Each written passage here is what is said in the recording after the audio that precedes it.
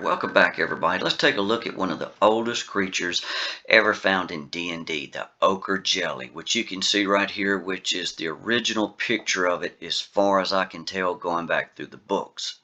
So let's see what they have right here with the original Ochre Jelly. There we can see this blob on the floor. Doesn't look much more like somebody spilled something on the floor right there. But let's see what they've got down here. Ochre jelly are a form of giant amoeba. You may remember those right there from biology class. They seep about in dungeons, hunting for any form of flesh or cellulose to devour. So look at that, animal or plant material. They far prefer the former, so they like flesh over the plant. Their amorphous form allows them to flow through small spaces. They can travel along walls or ceilings with ease. The fluids excreted by these creatures dissolve flesh through to 12 hit points per round of exposure. Striking the ochre jelly with lightning bolt simply divides the creature into one or more smaller creatures, each doing 1/2 normal damage. Cold and fire-based attacks have normal effect. So there's what we have with the original description. Before we get into more of the biology of the ochre jelly, let's look a little bit here at the history and background. The earliest reference to the ochre jelly I could find is in the AD&D Monster Manual published in 1977. Remember getting that book and still have it. On page 75, the creature is described as a form of giant amoeba. Amoeba are simple one-celled organisms that move and feed through the use of pseudopods, which means false feet. These pseudopods are extensions of the cell membrane and allow for a flowing action from one region to another. So the ochre jelly is a relative of the amoeba, but obviously it's much larger and more evolved. Let's look at several quotes from this book. The AD&D manual goes on to say about the jelly, they seep about in dungeons, hunting, look at that word there, for any form of flesh or cellulose to devour. They far prefer the former. I would take from this that if they seep, they're somewhat fluid-like. They must not have as much of a regular shape as what we see with a gelatinous cube, right? It's what gives it that cube shape. Also, if they prefer flesh over cellulose, they obviously have enough intelligence or instinct to go after what would be the more nutritious food. Knowing that they can eat cellulose shows that they can live off plant material when needed. I would think they qualify as an omnivore, meaning that they would eat animal or plant, either one they would feed on. Their amorphous, no definite shape form allows them to flow through small spaces. Obviously, they can flow like a fluid when they want. Without any type of rigid internal structure like we have with the skeleton, they would be much more malleable. They can travel along walls or ceilings with ease. Notice it says with ease right there. The surface of the jelly must have some property to allow them to cling to a surface and be strong enough to be greater than gravity's pull on their mass. I would guess the surface of the jelly is covered with a sticky substance. The substance would probably contain a large amount of water, which has a polar characteristic, giving it attraction to anything with a charge. This doesn't imply an electric charge, but many elements in the earth have a charge, and that would cause an attraction to the water. An easy demonstration that water does have a charge is to look at two wet pieces of paper. Dry paper doesn't stick to each other, but wet ones will. It's the polar covalent chemical bonding of water molecules which gives this attraction. The surface may also contain viscous proteins, giving it a sticky characteristic. Imagine how mucus clings to the walls of our respiratory passageways.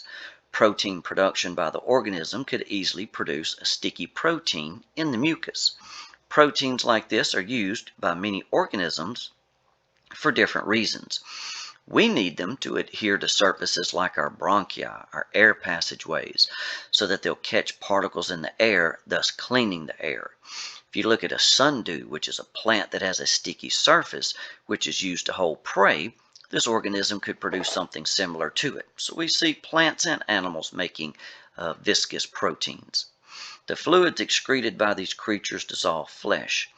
To excrete implies that they discharge multiple digestive enzymes to kill and dissolve prey.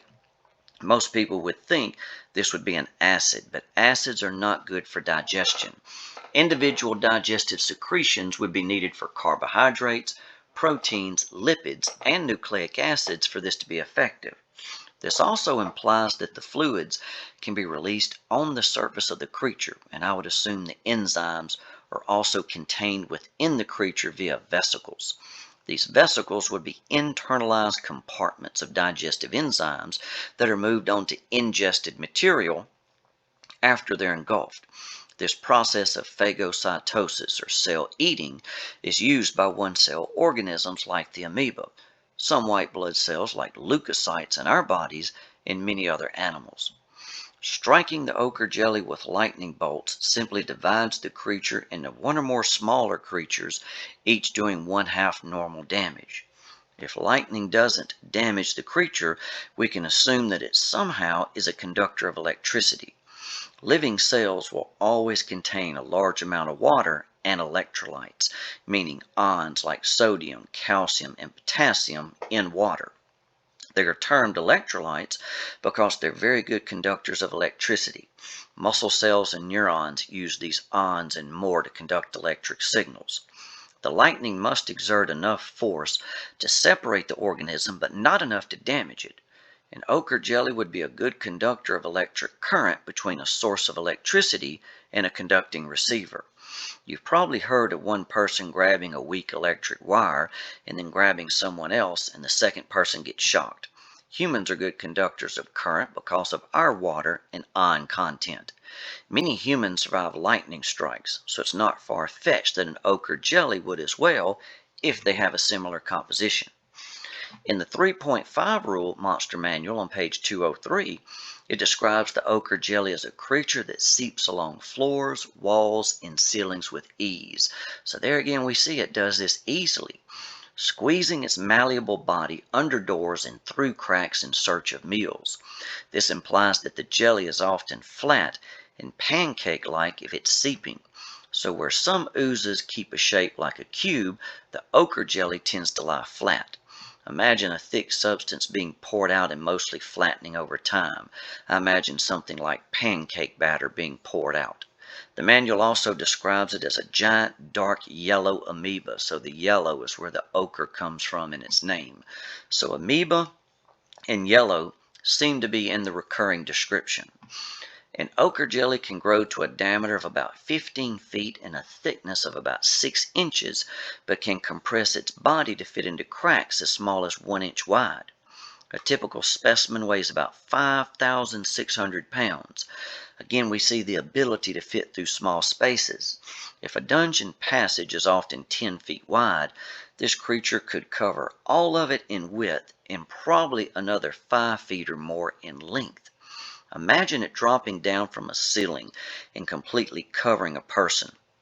It would be like dropping a large, very heavy cover over someone. The odds of escaping would be very low when you consider its size and weight. Another thing is the mentioned weight of 5,600 pounds.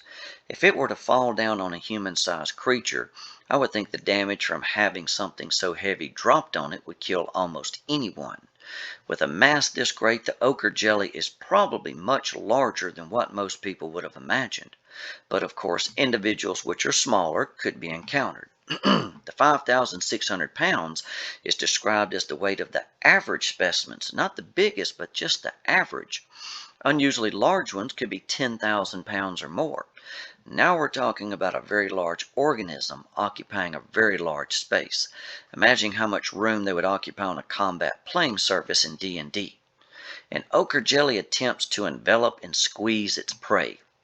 Since no damage from the constriction is given in the monster manual, I would guess that the squeeze is enough to hold, in other words, grapple most prey, but not enough to do damage. With unusually large individuals, I would not hesitate to add this additional damage, meaning constriction damage, as the DM. After being enveloped, the individual would be grappled, and the digestive enzymes would do damage.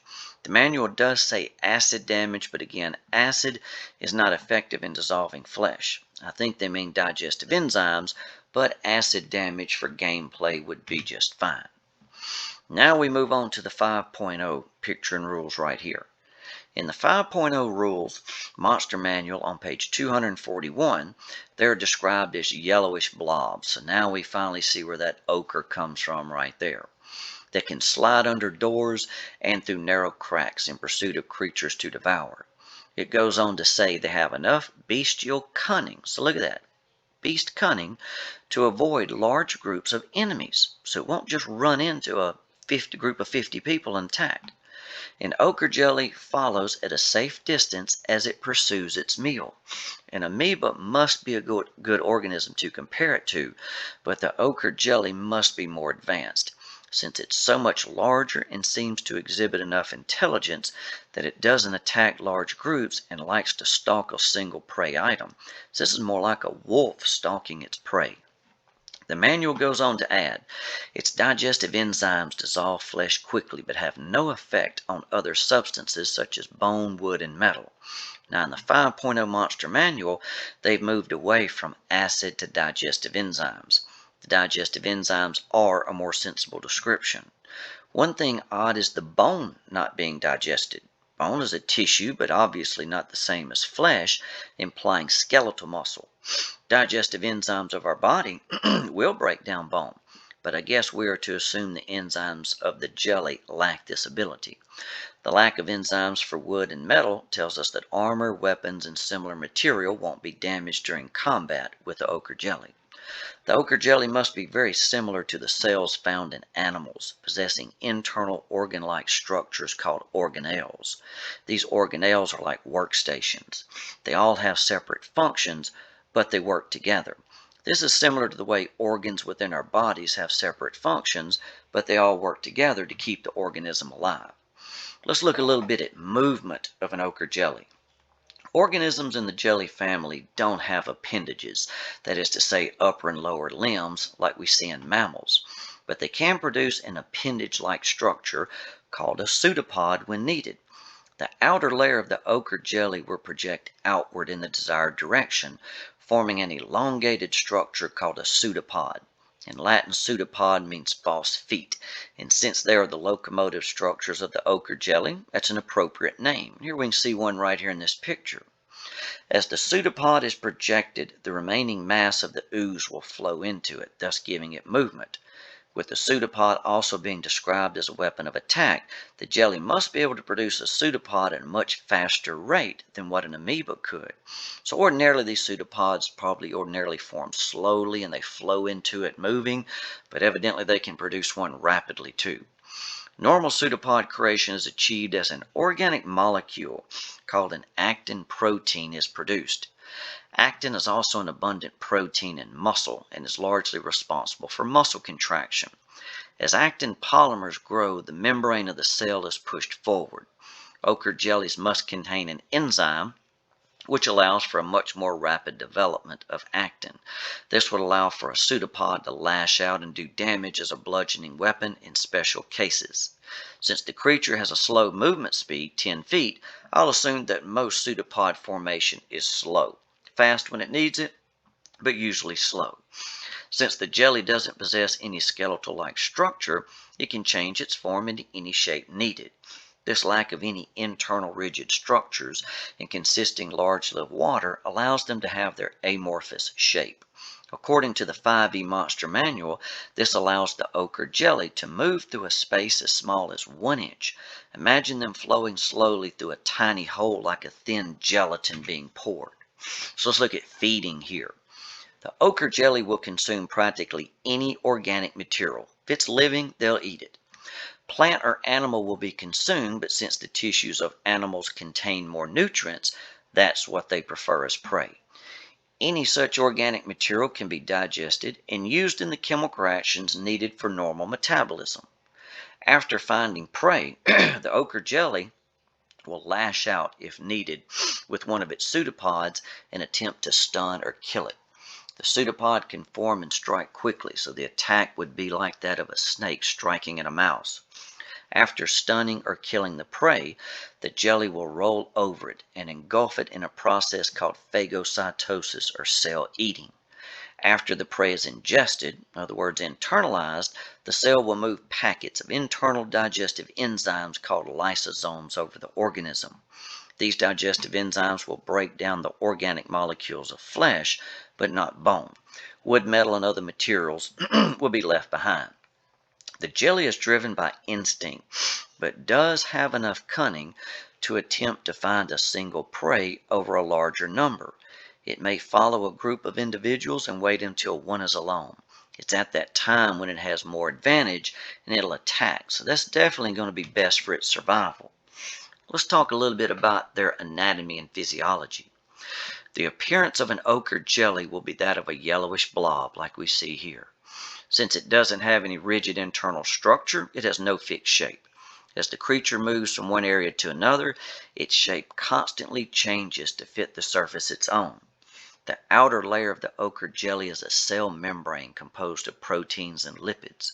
This outer layer is like a skin which holds in important materials and at the same time keeps many things out. Imagine this outer layer to be like a skin, but this skin can be moved and shaped. Water and other material can be taken in by engulfing a region of what it needs and internalizing it by forming a vacuole. This vacuole is a round sphere-like structure inside the cell containing the material. The ochre jelly is more developed than the standard microscopic amoeba. Because of this, the giant cell-like organism has a more complex structure. The cell membrane is covered in countless numbers of tiny drops of a thick, viscous material. This sticky material is what allows the ochre jelly to adhere to walls and ceilings. The spider climb ability of this creature occurs because of this cell membrane material. The internal structure of the ochre jelly is filled with water and organized into internal units called organelles. This internal region is jelly-like and is called the cytoplasm. These organelles are tiny organ-like structures, though nowhere as complex as the organs found in animals like mammals. These internal organ-like structures all serve a purpose like the organs of our bodies. There's a nucleus containing the DNA of the cell. This DNA provides information needed for structure and function of the organism. The genome of the jellies is amazingly complex for their size. Perhaps the DNA of prey are incorporated into their existing DNA, changing the genome every time the jelly feeds. This would suggest that each individual ochre jelly could be different from all others of its species, each one being unique. If this incorporated DNA were to be expressed, then the variations of ochre jellies could be endless. So there's lots of stuff for the DM to work with there. The ochre jelly doesn't have eyes, ears, or similar structures used to perceive its environment, but it can perceive light and movement of the environment around it. Microscopic mechanoreceptors in the cell membrane allow it to perceive movement of the air, water, or just whatever's around it. This type of perception obviously would be useless in a vacuum. Because of this type of perception, spells like invisibility would be useless in attempting to slip past a jelly.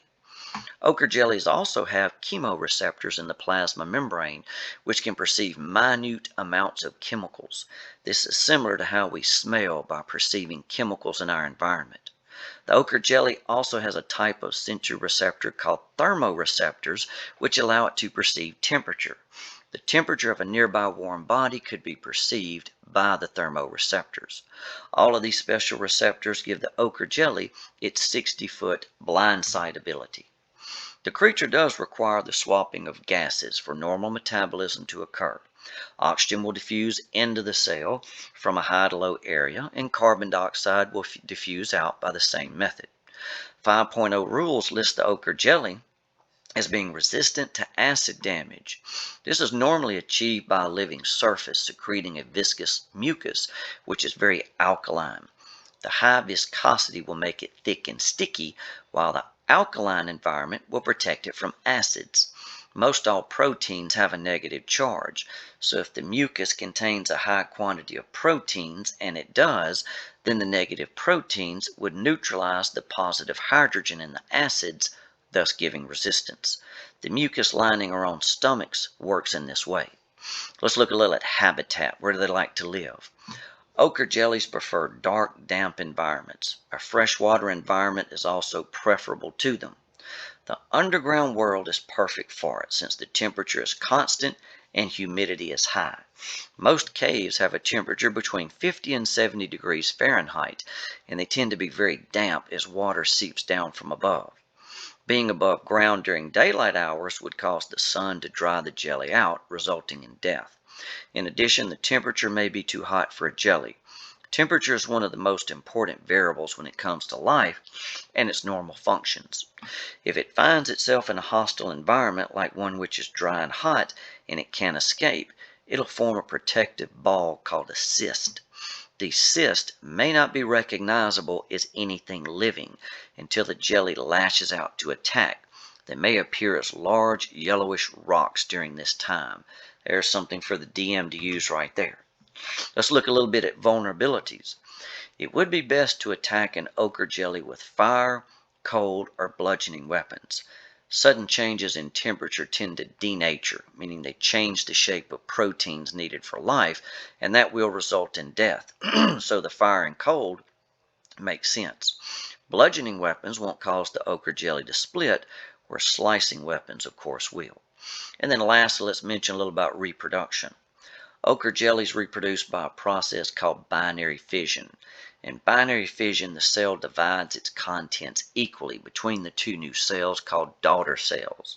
These two new cells will feed, grow, and later divide to produce new jellies. If a part of an ochre jelly is removed, say by the swing of a sword, the new section which was cut off will grow into a new jelly.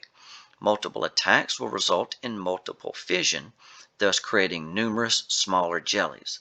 If allowed to feed, they will grow and become a jelly just like the original. Being more advanced than the amoeba gives them another method of reproduction. Adventurers claim to have seen ochre jellies come together and form what looked like one larger jelly. Later they split. The two jellies went about their way, and multiple small jellies were left behind. This could imply that there was an exchange of genetic information. It could have been a form of communication or maybe something else.